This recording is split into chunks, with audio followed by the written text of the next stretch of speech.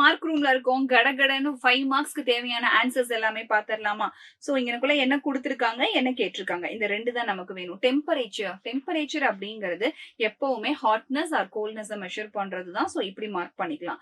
Next plane ஆங்கிள்னா என்னன்னு கேட்டிருக்காங்க. That is angle formed அப்படிங்கிறது ரெண்டுலயுமே இருக்கு. 2 or more planes or 2 planes ஆனா பிளேன் ஆங்கிள் அப்படிங்கிறது 2 பிளேன்ஸ் இடையில இருக்கக்கூடிய ஆங்கிள்.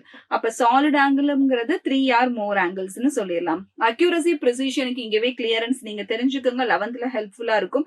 சோ அக்யூரசி அப்படிங்கிறது close to the actual value. Precision அப்படிங்கிறது ஒரு 2-3 வேல்யூவை வச்சு நம்ம க்ளோஸா சொல்லி இது இருக்கலாம் அப்படிங்கிறது தான் ப்ரிசிஷன். நம்ம யூகிக்கிறது இப்படி இருக்கும். அக்யூரசிங்கிறது டேப் எடுத்துட்டு போயிட்டு நம்ம மெஷர் பண்றது இதுதான். சோ நெக்ஸ்ட்டுக்கு மூவ் பண்ணலாம். பேரோமீட்டர். பார் அப்படிங்கிறது பிரஷரோட யூனிட்டா யூஸ் பண்ணுவாங்க. So barometer atmospheric pressure.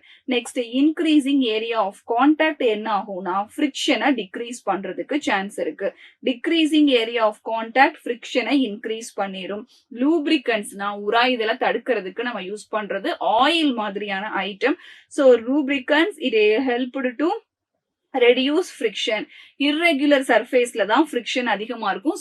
Smooth சர்ஃபேசஸ்ல ஃப்ரிக்ஷனே இருக்காது. ஐஸ்ல அதனாலதான் ஈஸியா ஸ்கேட் பண்ண முடியுது. சோ அடுத்ததுக்கு மூவ் அப் பண்ணிடலாம். Convex mirror. That is a rear view. வண்டியில இருக்கும் இல்லையா ரீர் வியூ மிரர், அதுதான். parabolic mirror ரேடியோ டெலஸ்கோப்ஸ்ல யூஸ் பண்ணுவாங்க. Snell's law sin I by sin R is equal to mu. dispersion of light ஒரு சன்லைட் வந்துட்டு 7 கலர்ஸா டிவைட் ஆகிறது. you know that is a rainbow. and refractive index தான் நம்மளுடைய கெலடோஸ்கோப். சரியா பசங்களா? அப்ப இது வரைக்கான கான்செப்ட் உங்களுக்கு கிளியரா இருக்கும்னு நினைக்கிறேன். நெக்ஸ்ட் ஒரு இம்பார்ட்டன்ட் செஷன்ல நான் உங்களை மீட் பண்றேன்.